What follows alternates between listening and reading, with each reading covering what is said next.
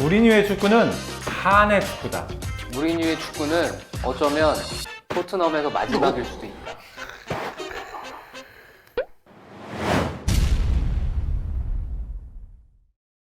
네, 와삼스톡 오늘은 오랜만에 박찬하 위원과 함께 하도록 하겠습니다. 요새 거의 뭐 축구 중계 키기만 하면 TV를 켜면 박찬하 위원님 목소리가 그런 거 같죠? 근데 그렇지도 않아요.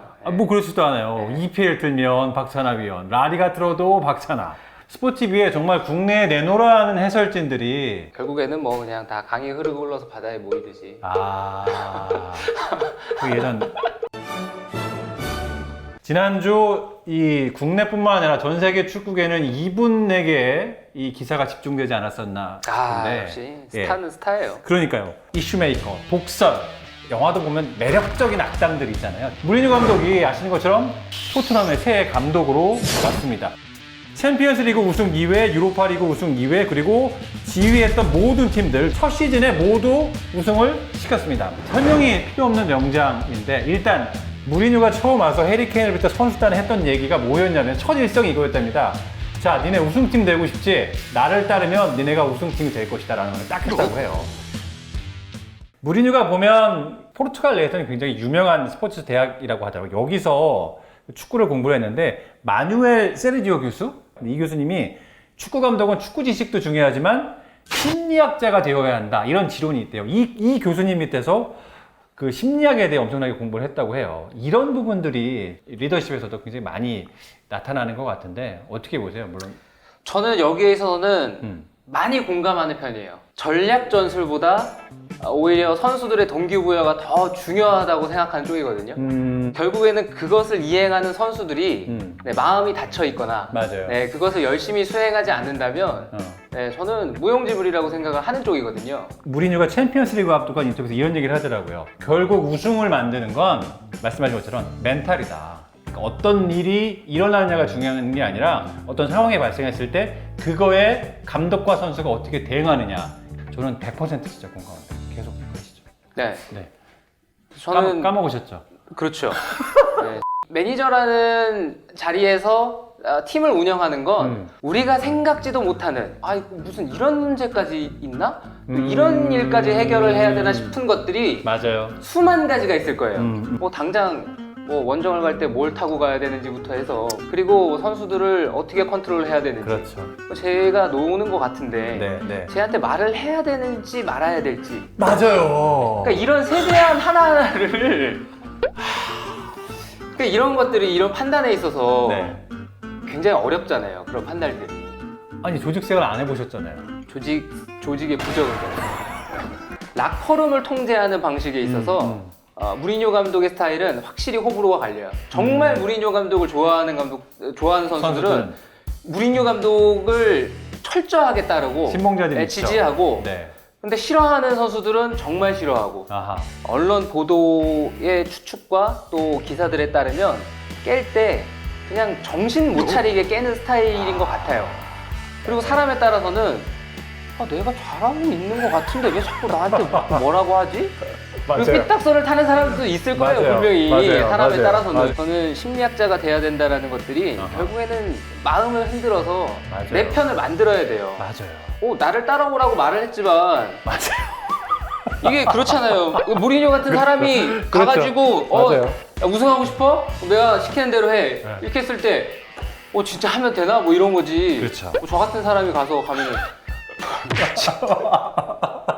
자, 오늘 무리뉴에 대해 조금 더 깊이 들어가 보겠습니다. 자, 무리뉴를 설명할 때 빠질 수 없는 단어가 저는 바르셀로나라고 저는 생각을 하거든요. 무리뉴가 기본적으로 축구계 지도자를 첫 발로 내딘 건 통역으로였어요. 전설 바비 롭슨의 이제 포르투 감독할 때 바비 롭슨이 통역을 담당하면서 시작을 했고 이때 바비 롭슨에게 무리뉴가 전술적인 얘기들을 많이 했었다고 하는데 바비 롭슨이 이놈 봐라. 이놈 축구에 대한 해안과 식견이 대단한데? 라고 했다고 해요. 그래서 바비 롭슨의 추천으로 바르셀로나 코치로 저는 준비가 된 사람이 기회를 이제 얻은 거고 바비 롭슨이 어떻게 보면은 굉장히 현명하신 분이죠. 그러니까요. 자, 그리고 포르투를 거쳐 첼시로 옮기죠. 여기서 나온 유명한 그 어록 스페셜 원이 여기서 이제 나오게 되죠. CC로 옮기면서. 그리고 2시즌 연속 우승하고 2007년 9월에 경질이 됐고, 자 이때 재밌는 게요. 바르셀로나 얘기를 여기서 또 나오는데 저는 이걸 처음 알았는데 무리뉴가 바르셀로나 구단의 면접까지 마치고 최종 이제 그 후보까지 올랐다고 해요. 근데 요한 크루이프의 출연 결제가 나왔는데 요한 크루이프가 단칼에 안 돼! 무리뉴는 했다고 합니다. 그리고 선임한 게 바로 운명의 라이벌 펩 과르디올라. 당시까지 감독 경력이 전혀 없었던 이때 무리뉴가 정말 대노를 했다고. 자, 그리고 나서 바로 가는 게 이탈리아 인터밀란이죠. 가자마자 리그 우승하고 그 다음 시즌에 트래블을 달성을 하는데 이때가 재밌습니다. 준결승에서 바르셀로나 이기고 결승에서 스승이었던 바나를 이끌던 바이에른 뮌헨을 격파를 합니다. 이러면서 이제 내심 어떻게 보면 바르셀로나를 향한 복수의 1차 성공을 하게 되는 거죠. 근데 참 한편으로는 무리뉴 감독이 인터밀란에 가게 된 거는 하늘의 뜻이었던 것 같거든요. 아하. 그때 당시를 돌아보면 그 챔피언스리그 우승했던 시즌을 돌아보면 왜 제가 하늘의 뜻이었다라고 얘기를 하냐면 뭐 모든 팀들이 한 시즌에 우승을 하는 과정들은 드라마 그 자체겠지만 당시에 인터밀란도 정말 드라마 그 자체였어요. 이적 시장에서부터 선수들이 영입되는 과정이 그리고 토너먼트 과정에서 바르셀로나를 만났을 때 아이슬란드 화산이 터졌어요. 맞아요. 네, 그래서 비행기를 못 탔다면서요? 그렇죠. 그래서 바르셀로나에서 밀라노까지 버스를 타고 왔는데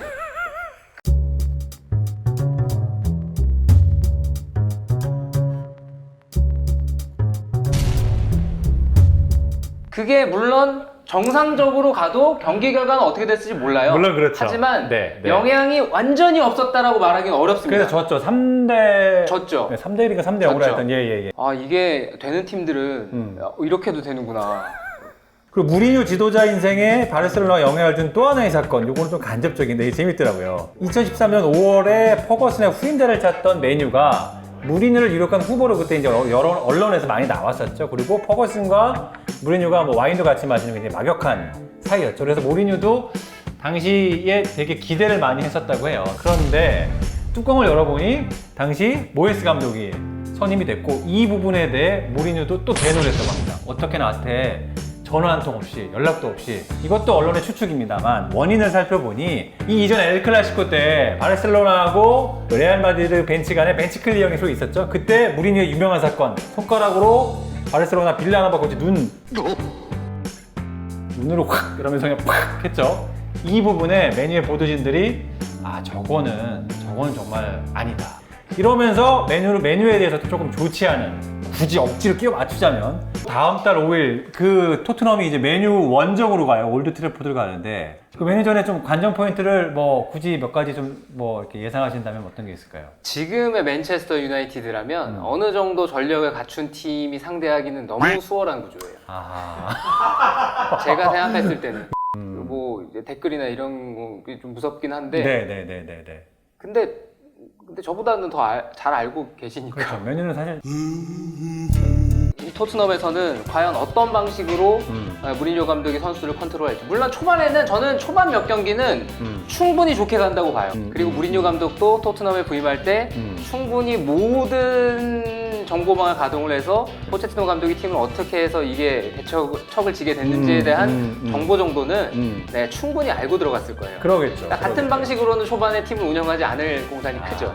이게 뭐가 먼저인지는 중요하지 않아요. 성적이 약간 삐거덕거리거나 아니면 라커룸을 통솔하는 과정에서 뭔가 문제가 생기거나 이러면 네, 토트넘은 그때부터 또 한번 지켜봐야죠.